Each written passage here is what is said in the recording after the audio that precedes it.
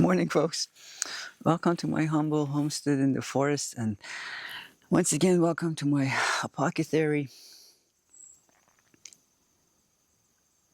Have I been saying this right? Apothecary, apothecary. Never mind. And today, I'm here with this amazing plant. Some of you already know. Actually, I'm looking at least two bumblebees that, because last at night it gets cool here, they're almost frozen stuff. It's not freezing cold or even frost, but they're just very lethargic. Maybe I'll bring the camera around for you to see where, as opposed to, there's a bee over there. It's pretty hyper. Yeah, so where to start? Goldenrods. Goldenrods, I don't know if you can see against my, I was going to say white, but almost white, semi-white shirt. And all around me, it's not so much, I would say, golden as it is a brilliant yellow. Can you see? I hope I'm even in the screen, in the viewfinder. They're, like I said, brilliant yellow, but maybe the name golden came because maybe later on when they die, it's the first week of August right now in my particular region, and they're in full bloom. Or if they're not in full bloom, they will be within a few days, maybe a week at the latest. And I will take a picture of that too when that happens, when it's yellow everywhere. And when they die, they turn a deeper yellow. So if you were to sort of like think about 22 karat gold, is not the gold that you think when you see gold. It's darker, much intense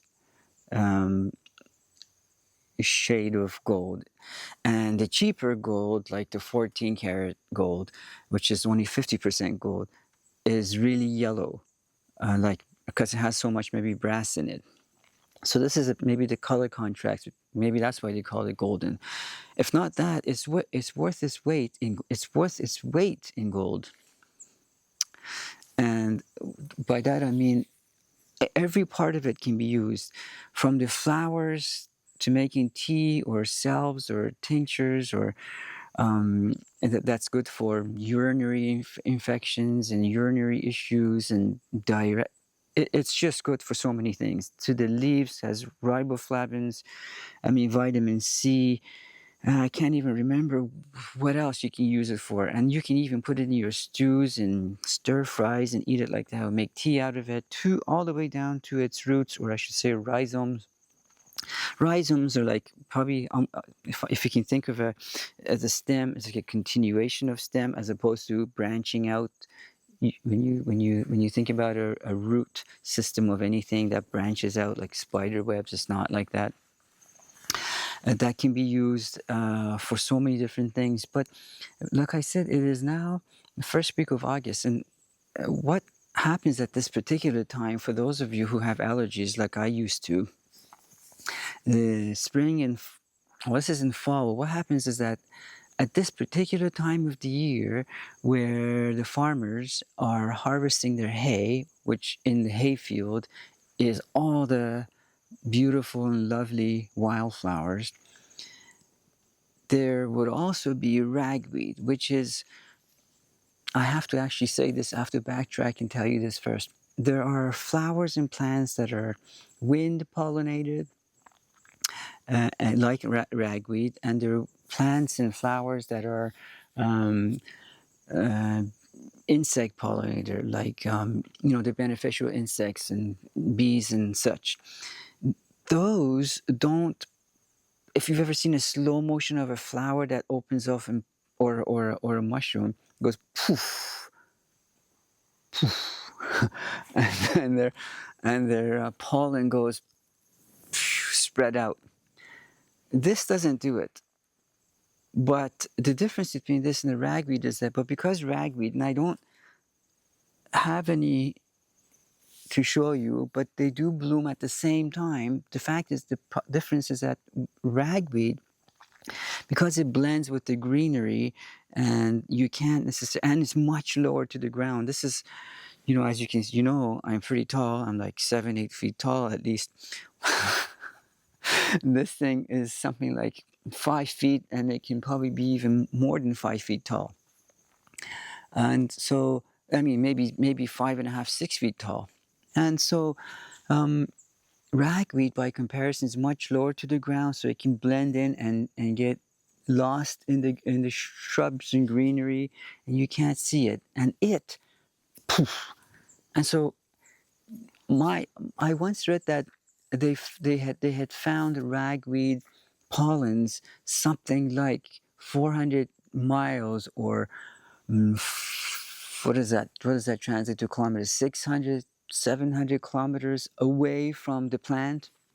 And you might say, well, how do they measure that? Well, I mean, they found it in the ocean or higher up in the elevations where they don't grow. So how do they get there? The wind.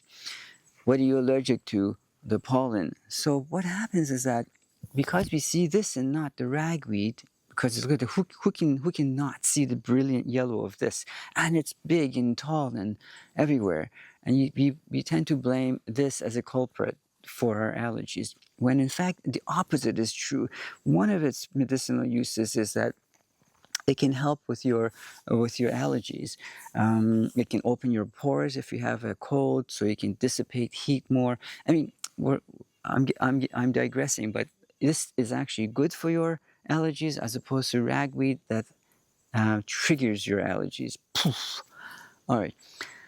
The reason why I'm not, one of the reasons I'm not seeing any ragweed right now, even though they could be in bloom right now, is because I go around with my weed whacker and I try to cut them down before they get big enough, because my daughter's allergic and I also don't want them to spread. And so, one other thing is that so I mentioned that plants that poof, pollen, well, it lands on everything. Now, you've seen a video. I have a very short video on my garden.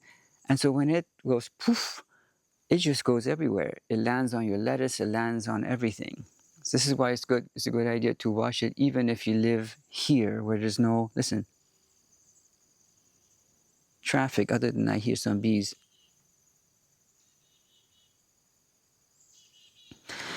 So it can also land on this. So even if you go to use this for your, although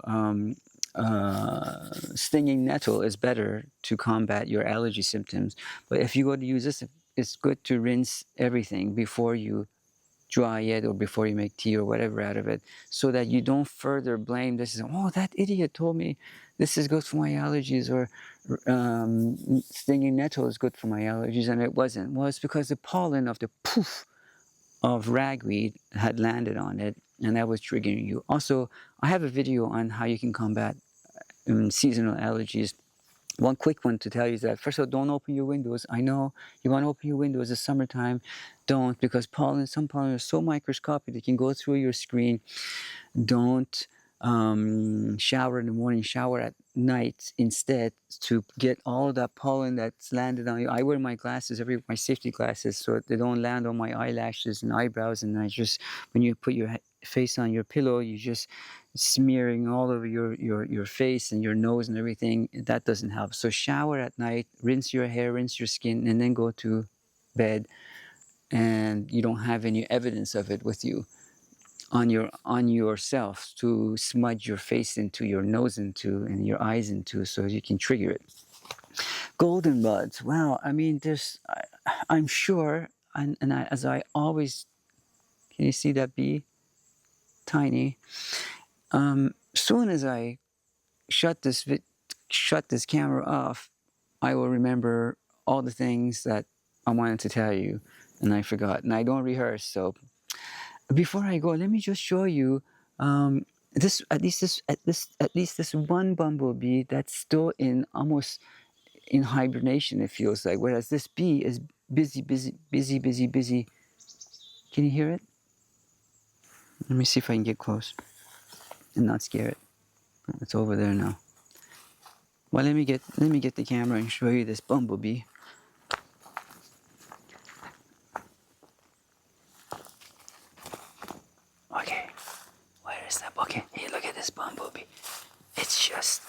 It's in it, under hypnosis. And you see it? Doing nothing. It's not even on a flower. It's on a leaf, as if it's dead and stuck to it, upside down. Now where did that bee go? I wanted to just show you in comparison how busy that bee is. Here's another bumblebee. That was the second one that I told you, I was telling you about. Same thing.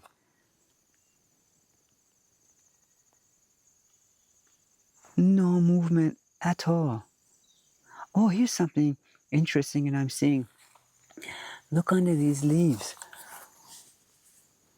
Ants. Can I show you? Oh, come on, focus.